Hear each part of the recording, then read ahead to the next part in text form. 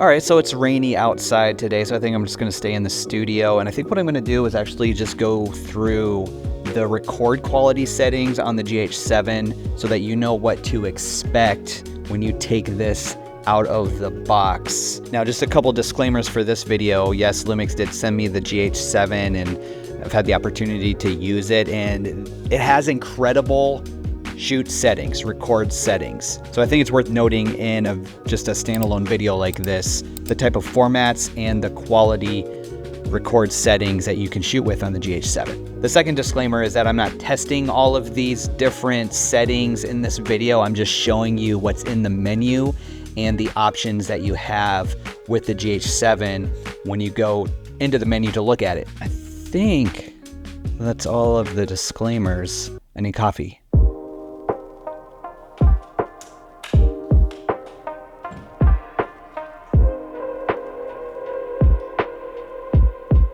All right, let's go into the menu, and the very first thing I want to show you is the format that I'm shooting in. So the frequency, the system frequency is important because that's going to determine a lot of the different types of settings that you have. I am in the NTSC 59.94 Hertz system frequency. If you go to 24 Cinema, it changes some of those record settings, and I'm not going to spend any time in that 2470. I'm just in the 60 Hertz NTSC. Now we're going to go back up here and we're going to go to the file format, and I'm going to go through each one of these. I'm going to start with the MP4 format, and here you're going to actually find some 8-bit settings. So if you decide to shoot in the MP4 format, you have the 4K 10-bit, 100 megabits per second. That's a long GOP. And then these are some, lower types of, shoot settings. If you, need to go a little bit easier on your computer, edit a little bit faster if you want to transfer it to your phone or, to the LUMIX Lab app. This would be some of those settings that you would want to shoot in. I mean, this one is as low as 24 megabits per second at 8-bit. It's a 1920 by 1080 format, 16:9, but it's going to be 8-bit. And it's going to be very easy on your computer, very easy to operate on your phone even, and transfer those files over to the LUMIX Lab app. Okay, so we just spent a little bit of time in the MP4. I never shoot in the MP4. I am primarily in the MOV. And this is where you're going to have this, disclaimer: a high performance PC is required to play or edit. We're familiar with this on different Lumix cameras. Always hit yes to proceed. And then you're going to have a lot of other shoot settings. I'm going to go all the way to the top, and I actually had to scroll quite a bit to get there. Now, these first two at the very top are going to be your open gate settings on the GH7. So you're going to be shooting in a 4:3 aspect ratio, and you have 30p or 24p. So those are your two open gate options. They are a 420 10-bit long GOP format at 200 megabits per second, which is pretty easy to work with, I found. If you have a fairly decent PC or Mac, those are easy formats to work in. And I love the open gate setting, being able to have that full vertical resolution and then the full horizontal resolution. I'll use that a lot for social media shooting. The other options you're going to have in a 17:9 aspect ratio are these 5.7K. This has 60p. You also have a 48p, and then 30p, 24p, and those are in the 420 10-bit long GOP options. And you also have a pixel by pixel 4:3 aspect ratio of 4.4K, and that one you can shoot in 6p as well, 48p.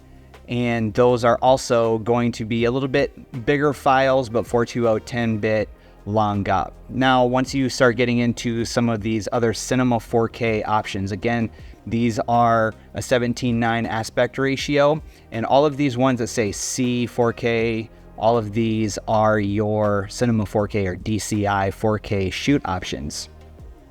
And you have a lot of different options with these, starting with that Cinema 4K at 120p.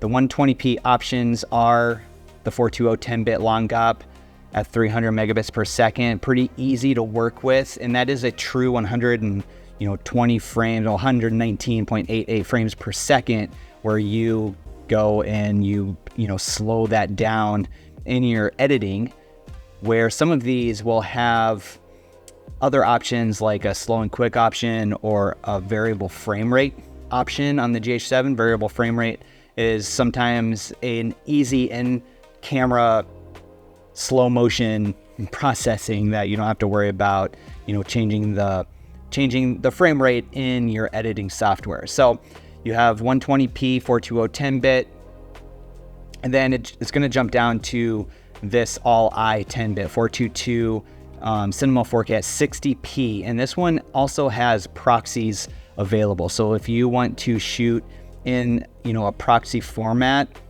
you're able to do that on here, but it's at 800 megabits per second, so it's a pretty hefty file.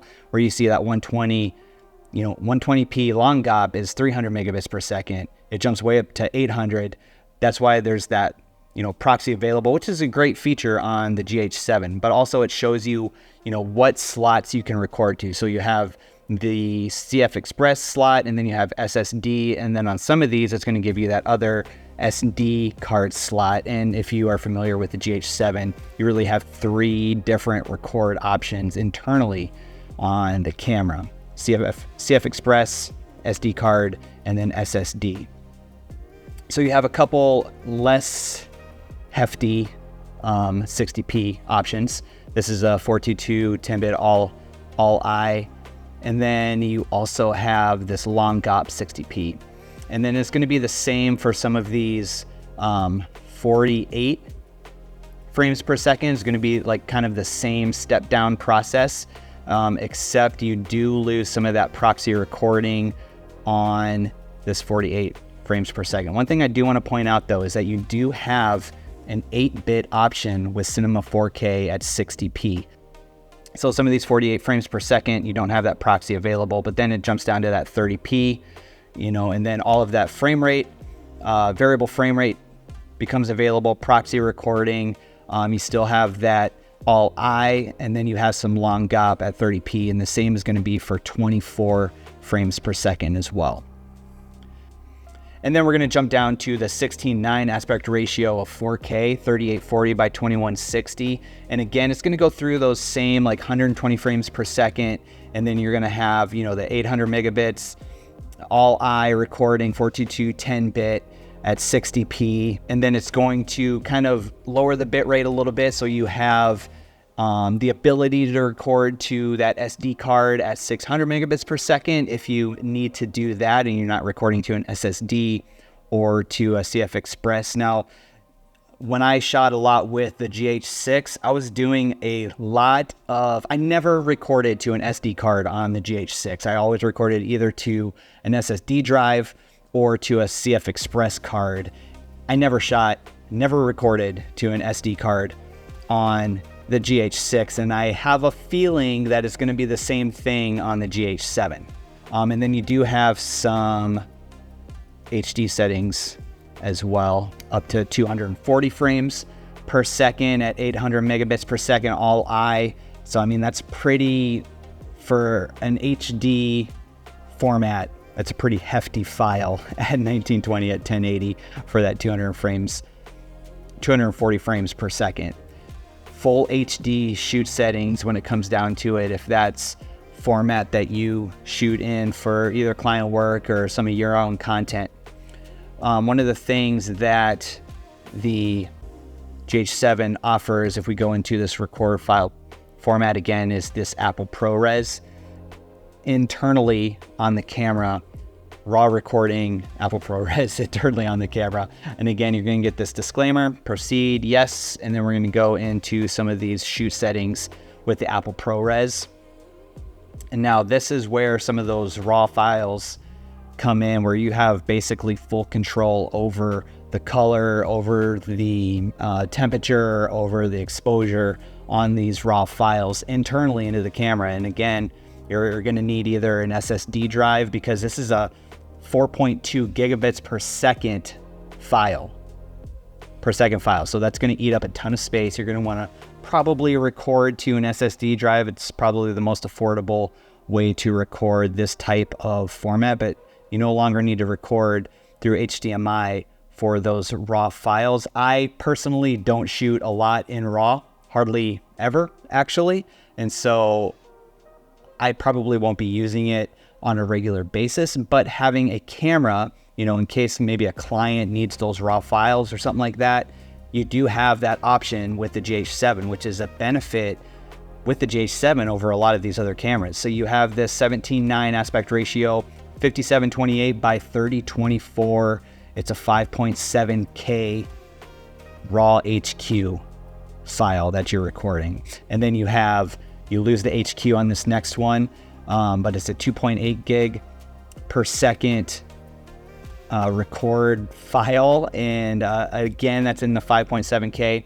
Then those are both at 30p. And then you have an HQ Apple ProRes. You lose the RAW on this one, but it's a 422 HQ file. And then you have the 24 frames per second Apple ProRes RAW HQ, RAW, and then you also have some Cinema 4K up to 60 frames per second in Apple ProRes RAW HQ. So Cinema 4K, DCI 4K, Apple ProRes RAW HQ, 4.2 gigs per second on this file, and that's going to be that 17:9 aspect ratio. And then you lose HQ, just have the RAW, the 422 HQ, regular 422, and again you have some, you know, these proxy recordings on here that you can use. The proxies are available. It'll let you know what recordable slots you can go to, but then it's going to jump down to some of these other, you know, 30 frames per second, 24 frames per second, all in Apple ProRes and ProRes RAW. And then you have some of these full HD, again, 1920 by 1080, 16:9 files, full HD, 422 HQ, 422, 60 frames per second, at 30 frames per second, and then down to 24 frames per second. So when it comes to the record settings on the GH7, these are some very hefty, beefy record quality settings on the GH7. And again, you know, I'm not testing out all of these different things. A lot of these I probably won't ever even touch. Even in client work, I probably won't even touch a lot of these files. But knowing that you have these on a camera like this and the ability to record in RAW, Apple ProRes RAW, you know, you might be able to take on a few other types of jobs, or, you know, go on different shoots that you wouldn't normally have if you didn't have that RAW recording. So this has just been a quick look at the different record quality settings on the GH7 so that you know what to expect when it comes down to taking it out of the box. So if you have any questions about the GH7, let me know down in the comments. We can get a conversation started down there. But until then, make sure you go check out my GH7 first look video. It's popping up on your screen right over here. I was doing some pointing, but I realized it was behind the camera. It's over here on the screen. Make sure you check that out. You know, the first few shots that I had with the GH7 and kind of some initial impressions, first impressions about the GH7 after taking it out of the box. I'll see you over there on that video.